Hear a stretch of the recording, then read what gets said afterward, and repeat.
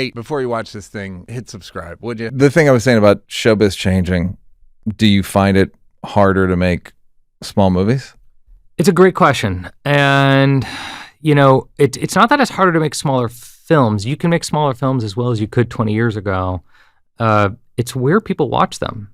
And that's what's interesting is... Do you care? Oh, I bought a movie theater last year. Like, yeah, I care. I believe in people seeing movies in movie theaters, and not because the screen is big or the sound is good. I think it's actually important for people to like cry together and laugh together collectively. Like you actually put randos together who would otherwise never talk to each other, who are culturally diverse, who are actually socioeconomically diverse, and you laugh at the same shit. It's like, you're like, oh yeah, you're not so different. You laugh at the same stupid shit. You cry at the same stupid things. Like, we're all human, and that's actually important. Yeah. You think it's like fortifying? Yeah. And it's church, it's all the stuff. Did you watch that documentary, Join or Die? Church. Join or Die. It's about like it's on Netflix. It's about it's the guy who wrote Bowling Alone. He's basically saying like join a club and you will live longer. I buy like that. Statistically. Yeah, that's great. And it sounds like what you're talking about. It's like, do you find yourself going? Is the theater in LA? Yeah, I put together a group of 30 directors to buy the Mann Village in Westwood. Oh, the big right, one right, with the tower right. and everything. Yeah. So I saw that was going for sale, and I put down an offer, not even knowing how I was going to make this work, and just started asking directors to join me. And I got 30 directors, 30 of the best living directors to join me. And it's... Who was 31? I'm kidding. I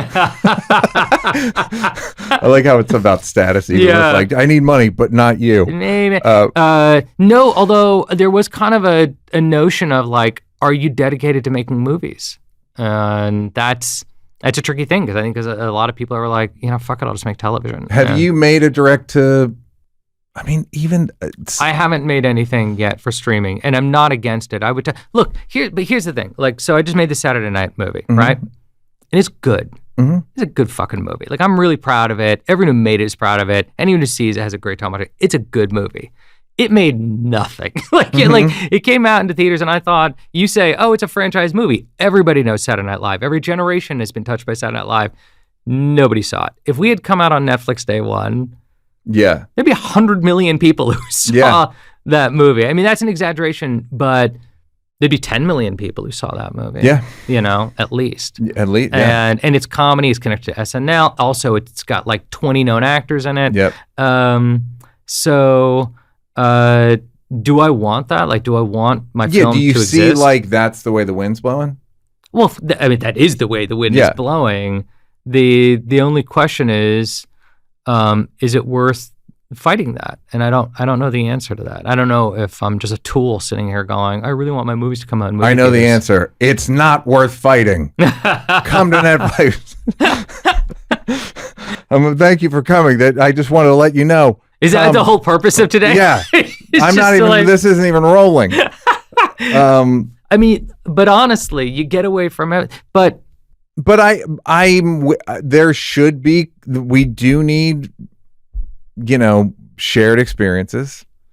And you say that like that. We do. We human beings need shared experiences, and I think I realize it, and I'm still like, shut the door. Like, I'm still prone to being like, movies. I couldn't tell you the last time I went to a movie. Actually? I couldn't to go. And you said you have a kid right now? Yeah. He's too young to go to the theater. Got it. And that definitely changes things. Yeah. Do you think if you were not a parent right now, you would go to the movies? No. Tell me why. It's just too inconvenient for what I mean, but I wonder if that's true. If you think about all the other things that you do in your life. It's all pretty aimed at convenience. But there are certain things that I do that like I will do like. Yeah, what do you go out for? Well, I will. I read in a Martin Amis author.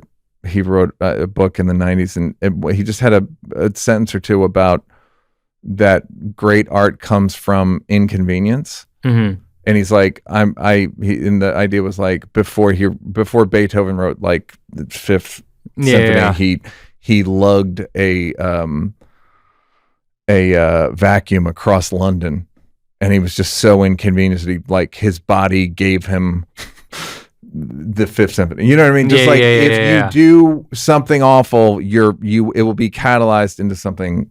Yeah. Great. So I'm actually Tracy Letts said, great writing comes from boredom. Yeah. You need to be bored to be a good writer. Yes. So I don't mind doing stuff like drudgery, but I don't like doing drudgery in the name of what's supposed to be entertainment.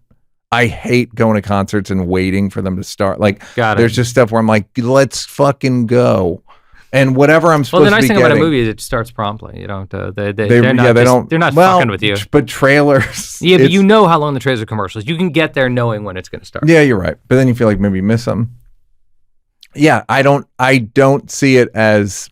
I couldn't even tell you the last time I went to. Got it. Maybe Oppenheimer. Okay. Why'd you go see Oppenheimer in the theaters? Because it seemed like it was shot. It was meant for that.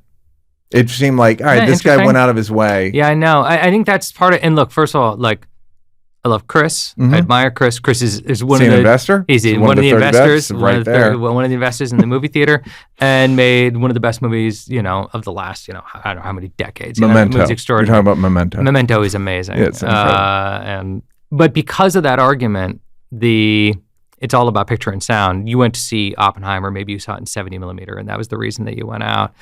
But is that as important as, I don't even know. I mean, seeing the original Ghostbusters, like what that would have been like to see with an audience. Oh, then it was so fun. I remember seeing, I think Ghostbusters, one I saw in the theater. Yeah.